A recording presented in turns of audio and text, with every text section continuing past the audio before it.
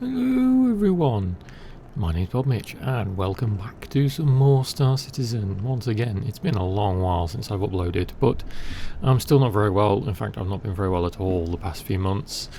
Star Citizen's been in a bit of a lull because naturally we haven't had that much content going out. There's been patches and things, but not much in the way of big ships or announcements, or there has been announcements obviously, but not anything that's tangible in game, and that's how I like to do my content. So stuff that we can play with. So we have of course had lots of announcements about the 1.0 launch that is on the horizon now, and all the new features that are coming in 3.23, which should make for some interesting content. However, in the current version of Star Citizen, it has been quiet until now. So we have a couple of new additions. The first major one, of course, being this little thing here. This is the Hornet Mark II, which is going to make a lot of dogfighters very, very, very happy indeed. Much like when the F8 came out, now we have the F7A, which is the new variant of the standard like medium fighter that the UEE Navy uses all the time. And I'm going to give it a test spin. This is literally the first time I just grabbed this thing in the hangar, so we're going to give this a go and see how it handles and flies. So, very refined cockpit, just like the F8A, very satisfying noises. I haven't bought this, I'm using the Imperator subscriber perk to use this, because that's how I like to test fly the new ships. I don't think I'm going to pick one of these up. I have my F8 and I'm very happy with it. I don't need another big fighter in my arsenal, so to speak. Ooh, there's the folding wings we've come to know and love. And we'll just gently make our way away from Seraphim there as another little Argo craft disappears in the distance. Landing complete. Got our traditional thruster cone at the back. And oh, I do love that about the Hornets, the reverse thrusters, and that one's very satisfying to see. Oh, I do like that. So I haven't put any special loadout or anything on this one. It is literally just the standard fighter, so I doubt there's much in the way of firepower compared to what you can normally put on these things. I may dogfight with it. I just wanted to fly it round and have a little look and have some fun with it. So of course we are at Crusader, so there isn't going to be much in the way of stuff that we can do around here, but I may take it down into Damar's atmosphere. Let's have a quick look and see how she handles in space. I am flying faster than SCM. Let's have a little fun.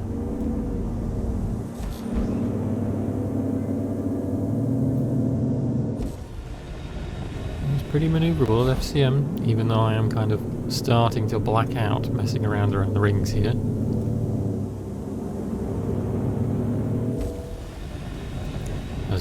I've just said many times before, I am by no means a dogfighter.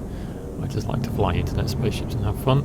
I'm much more settled into the exploration and trading and things. I do know how to dogfight, I'm just nowhere near as good as many other people at it. What have we got here? Let's go and look at that. It's been abandoned, wherever it is. That cutter? Oh no, it's a Corsair. One abandoned Corsair hanging around the hangar. I do like this. I like the cockpit, I like the view angles. The loadout obviously is going to change. This thing can be armed to the teeth because people have been pulling off components from Super Hornets and slapping them onto this thing. Not to mention that the event that is currently going on, so that's the next big thing compared to the dearth of content that we've had just recently. So there's an event going on called the Overdrive event, which is the next step in the Xenothreat lore, or at least fighting them that we know of. And it's added some cool new things. So we have a event which is essentially just an extension of some bunker missions. So at least at the moment it's meant to be like, I think in 6 parts, maybe more, where you're going to have to take part in different activities that will enable you to upgrade your F7C, which is what this is. So this is the civilian variant of the F7 Mark II.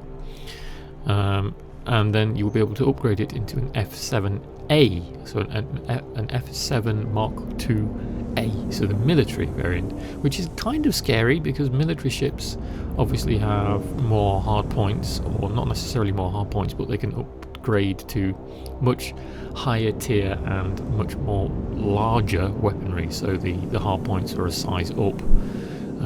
They have military grade components by default, so they might have stronger shields, stronger thrusters, stronger everything basically. They're meant to be more hard to kill and more efficient during combat. I was posting in Discord, in Ollie's Discord earlier on, when someone remarked about how scary the F7A is, and then they looked at the F8A, which is the military version of the F8, and how scary that thing can be in combat as well. Whereupon I had to say that the F8A is essentially for elite squadrons of the UEE Navy only, so it's meant to be something that's very rare to see and feared in combat, because it's not meant to be there very often. It's elite squadrons meant for dealing with the Vandal and other threats and things like that, but still, yeah, this is the F7 Mark II. I do like it. I may have to have a plonk down to Daymar and have another look at it close up now we're outside the hangar. Let's go and do that.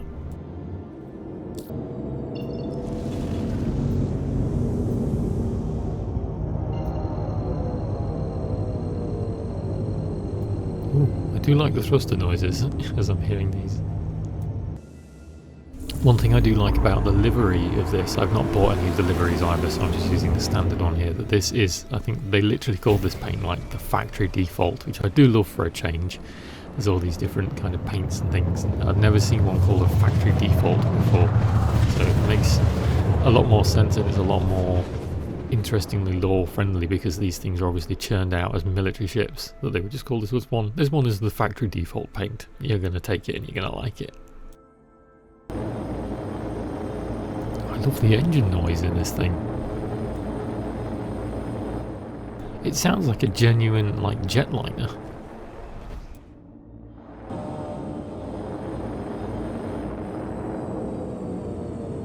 I love that noise. I can't get over the noise. We'll fold our wings back. We've got a Connie on one of the pads here. We'll come in and land next to him.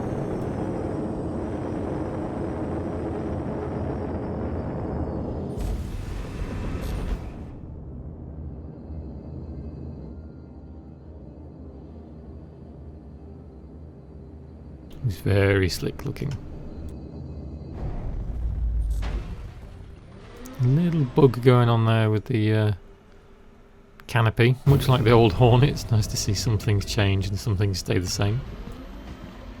So we can have a little look around this thing now. So there is a lot of ire, I think is a good way to put it, that the storage is here as well, like it did on the F8, about how this thing is going to make the original F7, so the Mark I, obsolete. And I suppose in one way it is, but in another we are still in the point of the game's, how to put it, economy, where you're essentially paying for spaceships with real money, for the most part. You can obviously go and buy ships in-game now with money, and that is going to change, and that economy is going to sort of shape and form around as the game carries on getting built. This Storm's wonderful for YouTube content, isn't it? And that, I think it will make sense in the long run that when this ship is included in being able to buy it in-game, this will be more expensive than a Mark I. So the Mark I will sort of be the cheaper, more budget option for people who just want to buy a military fighter. As for hard points, like I said, I'm not a big dogfighter, so I'm not the person to talk about massive hard points and what guns go where, and I tend to just fly around and use what I can, and I think the only one I've ever changed hard points on was my F8, because that's like my big dedicated fighter, so I do look for loadouts and things like that, but I don't spend the time to go and research it myself because I don't dogfight that often. But I do love the look of this thing. This thing's obviously a bit more polished, I think, now. The old Hornet still needs its gold standard, and it needs a good look at, because it's not been looked at in a long time. Like I said, it still has its canopy bugs, but yeah, I really, really do like this thing. So that's the fighter that's been sort of pushed for this event because they've launched it, and like I said, now there's an event that is out, this Overdrive event, that you can go and do it in 6 parts. We only have part 1 right now. I think most of the other parts are going to be sort of like large scale ship battles, or you know, at least lots of dogfighting events, whereas the first stage was very much an FPS event. I've got plenty of footage of that, and hopefully I'll overlay some of that here. But it's essentially, in fact I think I have the 5 out of 5 one because I've already done it. So yeah, here we go, Intel Raid. We've received tips that Xenothreat's intending to launch another attack on Stanton system. CDF has asked the advocacy to create a new initiative called Operation Overdrive to stop this attack before it happens. So once again, the civilian defence force of Crusader has reached out and said, go and help please, or come and help please. Dispatching volunteers to infiltrate and obtain any intel that could give insight into what they're planning. Needless to say, expect heavy resistance from any Xenothreat on site. And says that they've been a constant threat. So, the mission is the same as one of the other bunker missions, where you have to go in and hack a terminal, and as you do with a crypto key, so you need to go and buy like a Tiger Claw or loot one. I'm told that the engineer that runs around the bunkers apparently has a golden one. I haven't yet tested this theory, I may have to go and do that for giggles. You don't get a crime stat for shooting him, by the way, which is kind of a bit unethical but funny.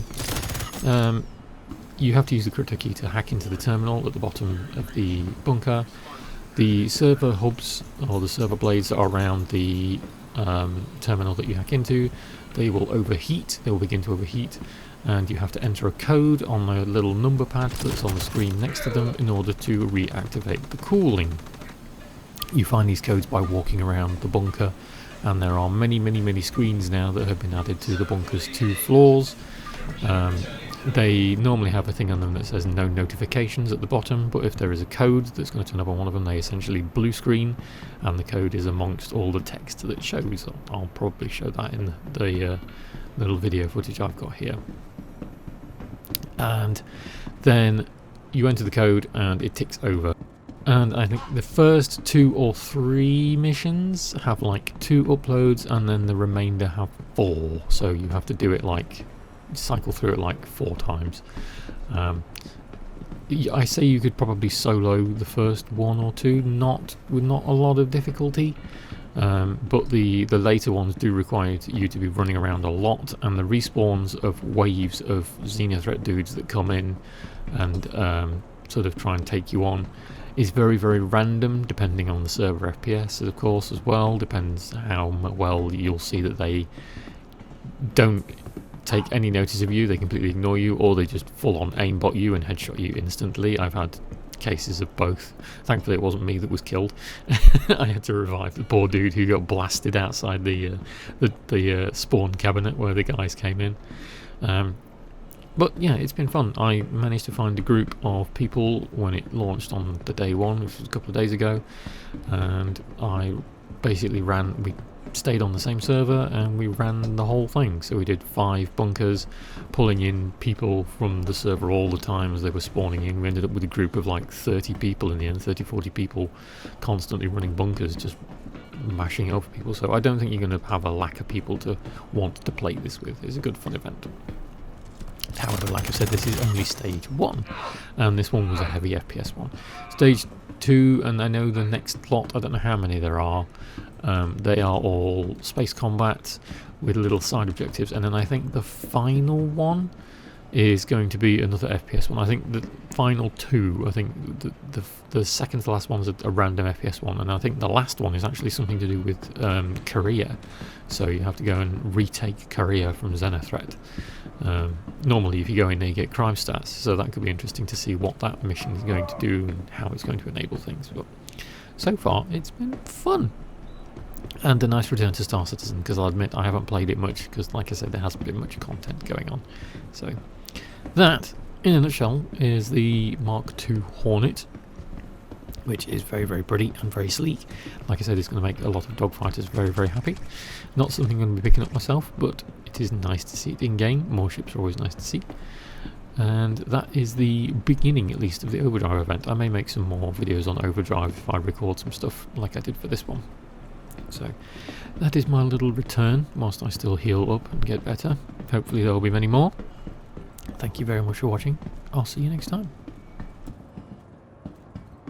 Thanks for watching, and I hope you enjoyed. If you think I deserve it, please give the video a like and a sub if you fancy sticking around. If you want to try Star Citizen, you can use my referral code on screen when registering. That gives us both in-game credits to help us both out as well. See you in the next one.